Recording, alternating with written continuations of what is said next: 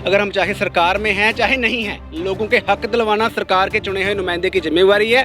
अगर प्रॉपर तरीके से हक नहीं मिलता तो लोकतांत्रिक तरीके से कोई प्रदर्शन करना पड़ता है, बैठना पड़ता है, कहीं पे भी जाके कॉर्पोरेशन के बाहर बैठना पड़ता है। मैं अपने सभी साथियों को लेकर साथ भी बैठूंगा, हक दिलवा के रहूँगा। तो ये सारा इलाका ही छप्पड़ था, बल्कि सारी गलियों के अंदर गंदा पानी था, सीवरेज की व्यवस्था नहीं थी, वाटर सप्लाई नहीं थी, लाइट्स नहीं थी। तो ये सारे काम स्टेप बाय स्टेप कंप्लीट करवाए हैं हमने। पढ़े लिखे नहीं है, एजुकेशन की कमी है, उनको एजुकेशन के लिए मोटिवेट किया, या कुछ जो स्किल्ड नहीं है, चाहे बड़ी एज भी है, मजदूरी करने के लिए मजबूर हैं, तो उनके लिए हमने रोज़गार मुखी कोर्स शुरू करवाने के लिए यहाँ पे स्किल डेवलपमेंट सेंटर खोला है। आज चाहते हैं कि पंजाब को डेवलप करना है, भारत को डेवलप करना है, तो एजुकेशन सिस्टम हमारा एक स्ट्रॉन्ग होना चाहिए, टेक्निकली लोग क्वालिफाइड होने चाहिए। जय हिंद जय भारत। दोस्तों, आप देख रहे हैं लाइव भारत में, हूं आपका दोस्त सफर शुक्ला। आज हम पहुंचे हैं अमृतसर के वार्ड नंबर 77 के ऐसे स्लम इलाके में जिसे इंद्रपुरी कहते हैं। हालत देख सकते हैं आप इंद्रपुरी की हालत, लेकिन अब हालत बहुत अच्छी है। हालत इसलिए अच्छी है कि पिछले जो कमान है नगर निगम की, यहाँ के जो काउंसलर हैं उनके प्रतिनिधि जो हैं हमारे साथ विराट देवगन, और ये जो बिल्डिंग आप देख रहे हैं ये बच्चों की, यहाँ की जो महिलाएँ हैं इनके लिए आज बहुत बड़ी बात है कि लेंटर पड़ चुका है। बस कुछ ही महीनों में यहाँ पर सिखलाई सेंटर शुरू हो जाएगा, महिलाएँ भी इसमें कुछ न कुछ सीख सकेंगी। तो सरकार की योजना है, 25 लाख से लागत से ये बन रहा है। सबसे बड़ी बात है कि डिप्टी कमिश्नर के अधीन जितने भी रोजगार सेंटर होंगे, चाहे मोमबत्ती बनाना हो, लिफाफा बनाना हो, या छोटे छोटे अगर लघु उद्योग है, तो यही सब महिलाएं हैं। तो इन सब महिलाओं के, आपके घर में कोई बिटिया है जो कंप्यूटर सीखना चाहती है? है 4 पोतियां हैं। तो आपकी पोती यहीं पे सीखेगी है कंप्यूटर? क्या बात है, शर्मा गई। हाँ, आपके घर में बेटियां होंगी तो यहाँ पे सीखने बिल्कुल करीब आ गया। हाँ जी, तो हमारे घर में है सर जी। हाँ, तो आज खुशी है आप? हाँ जी, हाँ, कि बिटिया बगल में ही सीखेगी कंप्यूटर। हाँ जी, हाँ जी। तो बिटिया को कंप्यूटर सिखाओगी, सिखलाई सिखाओगी? सब कुछ सिखाएंगे, जो सीखेगा सीख लेगी, अपनी सिलाई सीख लेगी। अच्छी बात है, अच्छी बात है। सेंटर खुल रहा है यहाँ पे। हाँ, आप बताइए। मेरी बहू है, उसको सिलाना। क्या बात है। तो बहू बेटियों के लिए एक रोजगार सेंटर खुला है ये, तो बहू बेटियों के लिए रोजगार सेंटर खुला है। और हमारे साथ हैं यहाँ के इलाके के जो पार्षद हैं, उनके जो आधिकारिक प्रतिनिधि हैं हमारे साथ हैं। तो देवगन जी, ये विराट काम आपने कब सोचा? और ये जो इलाका है, ये छप्पड़, ये भी बहुत दुख दे रहा है लोगों को। प्राइवेट ज़मीन है तो ये बनवा रहे हैं, तो ये कब, ये भी ठीक करवा दीजिए। कहे सुन के कोई डंडा उंडा नहीं चलता है, छप्पड़ है, लोग बीमार हो रहे हैं। छप्पड़ देखिए कि ये सबसे स्लम एरिया था। आज से 4 साल 5 साल अगर हम पीछे जाएं तो ये सारा इलाका ही छप्पड़ था, बल्कि सारी गलियों के अंदर गंदा पानी था, सीवरेज की व्यवस्था नहीं थी, वाटर सप्लाई नहीं थी, लाइट्स नहीं थी। तो ये सारे काम स्टेप बाय स्टेप कंप्लीट करवाए हैं हमने। उसके बाद हमने ये प्लान किया कि यहाँ पे कोई रोज़गार एम्प्लॉयमेंट नहीं है। बहुत सारे युवा जो हैं इलाके के, कई नशे में चले गए, या कईयों को और प्रॉब्लम्स हैं कि पढ़े लिखे नहीं है, एजुकेशन की कमी है, उनको एजुकेशन के लिए मोटिवेट किया, या कुछ जो स्किल्ड नहीं है, चाहे बड़ी एज भी है, मजदूरी करने के लिए मजबूर हैं, तो उनके लिए हमने रोज़गार मुखी कोर्स शुरू करवाने के लिए यहाँ पे स्किल डेवलपमेंट सेंटर खोला है। तो बाकी आप छप्पड़ की जो बात कर रहे हैं, तो कई बार क्या होता है, ये एरिया 5-6 वार्ड जहाँ पे खापड़खेड़ी में इसका डिस्पोजल है, तो वहाँ पे निकलना होता है। रास्ते में बहुत सारी वार्ड्स पड़ती हैं, जब कोई ब्लॉकेज हो जाती है तो यहाँ पे थोड़ा सा नीचे वाला एरिया होने के कारण इसकी थोड़ी सी सुविधा मिल जाती है कि किसी के ओवरफ्लो हो जाए तो उसमें घर में पानी आ जाए। तो ये प्रॉब्लम नहीं आनी चाहिए, बट ये नालायकी है, मैं तो समझता हूँ नगर निगम की, कि प्रॉपर तरीके से डीसिल्टिंग या सुपर शक्कर मशीनों के साथ अगर हर बार करवाई जाए प्रॉपर तरीके से, हर 3 महीने के बाद, 6 महीने के बाद, तो डेफिनेटली छप्पड़ के आज सब कुछ अच्छे तरीके से हो सकता है। इस बार जो बजट नगर निगम की हम बात करें तो उसमें करोड़ों रुपए बजट है केवल साफ सफाई पे, और पूरे पंजाब के अलग अलग विधानसभा। तो ये डॉक्टर राजकुमार वेरका का ये है, कैबिनेट मंत्री का दर्जा प्राप्त है, तो इतना फंड तो वो जुटा ही सकते हैं, ला ही सकते हैं। सबसे बड़ी बात ये जो लैंड है ये प्राइवेट है, क्या कर सकते हैं आप? देखिए, प्राइवेट लैंड वाले को तो समझा सकते हैं भाई इसको ख़त्म कर ले, समझा सकते हैं, तो चलिए उनको समझाइए। लेकिन ये हमें बताइएगा, ये सेंटर ये कब तक शुरू हो जाएगा? और ये ज़मीन सरकारी थी, ऊपर पैसा जो लगा, ये स्पेशल डीसी ऑफिस से जितने भी रोज़गार सेंटर यहाँ सब चलेंगे?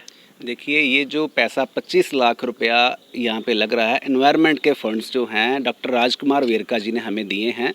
तो उन्होंने बोला था किसी सरकारी ज़मीन के ऊपर कोई अपना आप इस तरह का काम करिए जहाँ पे इलाका निवासियों को बेनिफिट हो। तो मैंने ये आइडिया सोचा कि यहाँ पे क्यों ना रोजगार मुखी कोर्स करवाए जाएं, क्योंकि एजुकेशन एक ऐसा दायरा है जिसको एजुकेट होके टेक्निकल क्वालिफाइड होके कोई भी समाज कोई भी देश तरक्की कर सकता है।